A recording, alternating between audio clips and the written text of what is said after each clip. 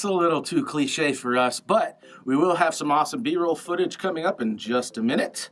First, I'm Josh with ECIOV.com, coming at you from the studio with a new video here today. We are going to be talking about the QBX Cougar gaming case. It's absolutely terrible, but with a few modifications, it fits my needs perfectly. So let's talk about the modifications first, and then we'll open it up, show you what it looks like on the inside. Since most people only like watching the shiny stuff, that's what we're gonna do first. Sweet. My only goal for this build was to get this radiator in this computer. And you can see I failed at that, deliberately. I chose to mount the radiator on top of the computer case in order to have more room inside for things like fans and cable management and stuff like that. So the first thing that I did with this computer case was pull these stupid plastic panels off of the top and the front in order to see what I was dealing with. On the top, I could see that there was just a few tabs holding that plastic panel in place, so I was able to just Dremel those off entirely so that I could make the top panel completely flat. And I drilled a hole in the top panel so that the radiator tubing can actually go through and connect to the heatsink. That all turned out really well, better than I ever expected. So then one thing led to the other, and this became a very complicated build. The second thing that I had to test was the power supply, because I've got a 9900K in here, as well as the RTX 2080 Ti. For the power supply and those two components, a 750 watt is basically the very bare minimum that you would ever want to run. I was actually running an 850 watt power supply in the previous case. Couldn't fit that in here because QBX Cougar requires a non-standard power supply size. On your power supply, you must have front to back 140 millimeter. If it is not that dimension, it will not fit. Period. End of story. I've modded so much in this case, and the power supply was one that there's really just not an option for. But I would highly recommend going out and getting Corsair's brand new small form factor power supply if you want to work with this case. It's even shorter than that 140 while still having the 750 watt capacity. Even with the one that I have in here, everything barely fits, and so much so that it's extremely difficult to work with stuff in the case. All the other mods that I did for this computer were relatively small Dremel cuts throughout, honestly, a lot of them, just to better manage cables and be able to make sure things reach and so on and so forth. To be honest, the cable management in this computer is total trash. Nothing is where it should be. The holes aren't big enough to put any of the components through.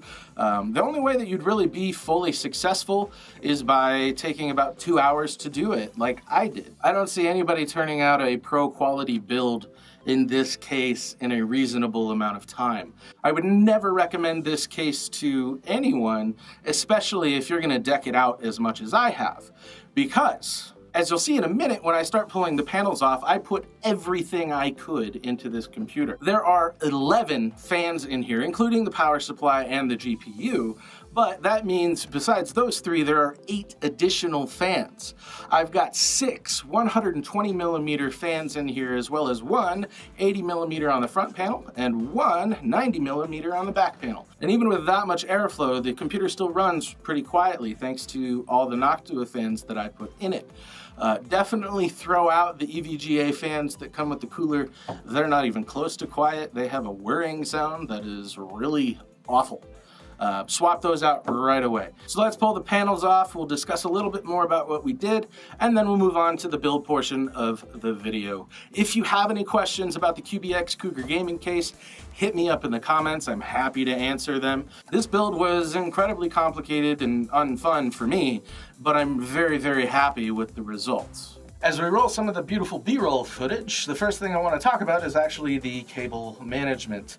I'm really not a huge fan of Noctua fan cables. They don't really seem to connect very well. So you can see I've got one being held together here with some Kapton tape. I even had to use a little glue on this one just to make sure that it didn't ever come undone, because the first time I plugged everything in and had it running, I noticed that one of the radiator fans wasn't spinning. Well, this cable had just come unseated enough to cause a problem. So if you do end up using Noctua fans, just be very careful with how you end up running your cables and making sure that they have enough slack so they don't unplug themselves. Otherwise, you can see here that I did my best to utilize the very limited space for the cable management. I ended up running the Noctua cables around in a circle. This is the power supply intake fan right there, so it's fine.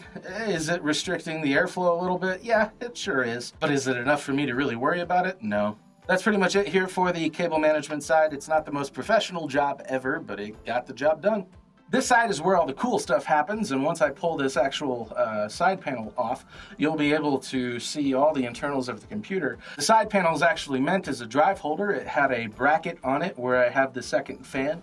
I had to drill a few holes in here in order to be able to mount that fan. This 120mm fan is actually intended to go there. QBX actually says that you could put a radiator right there.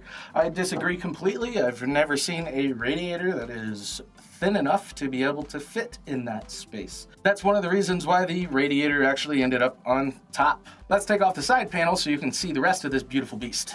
Alright, as you can see here, now we've got the side panel off and you get to see everything else. First thing I want to talk about here is the power supply. You can see there's just a finger size of clearance. Not enough to do pretty much anything. It restricts access to the power supply plugs that are actually buried behind the GPU. However, the only ones that I'm using in this setup are over on this side here. So I was able to make it work, but I would definitely recommend using Corsair's new 750 watt small form factor power supply. Link in the description. The next thing I want to talk about is the EVGA all-in-one closed loop cooling system. It's obviously a 240mm radiator. I've got the two 120mm fans tucked underneath here. In order to fit that, obviously, you know, all the top panel discussion, but I also had to take the power supply power extension cord because the power supply is completely enclosed in here. I had to take that, route it around the back, up and in, and then plug it in back over here because it was just in the way everywhere else I tried to route it. Lastly, my biggest complaint about the cable management in this case is that it's impossible to take the motherboard power and actually route it through the side panel for better cable management. There's no hole in the back that would allow you to route it back in once you put it out there. Obviously you can get it down in the hole right here, send it out that way, but there's no way, none whatsoever, to get it back into the case at that point. There's a tiny little hole in back behind the graphics processor that I was able to shove a few things like the power switch through, but that's it. The cable management just really was not well thought out in this case at all. My last tip for you, if you want to cram this much stuff into your QBX Cougar, is to actually run a fan extension cable from the fan header here on the motherboard all the way down and around here, and then I've got a double splitter setup going on so that I can run the side panel fans right there instead of having to wire them somewhere else. It just keeps things nice and out of the way. That's it for the walkthrough portion. If you have any questions about what you've seen here so far, hit us up in the comments. Happy to help out. If you want to learn more about how we put this together, stick around for the build portion. That's it for this video. If you liked it, please hit the thumbs up. It really does help us out. Leave a comment below if you have any questions. And if you're not a subscriber, hit the subscribe button and turn on the notification bell so you get notified on all our new videos. Thank you so much for watching. If you want to see more of our content, click the video over here or even the video over here. You'll enjoy both of them. Until next time.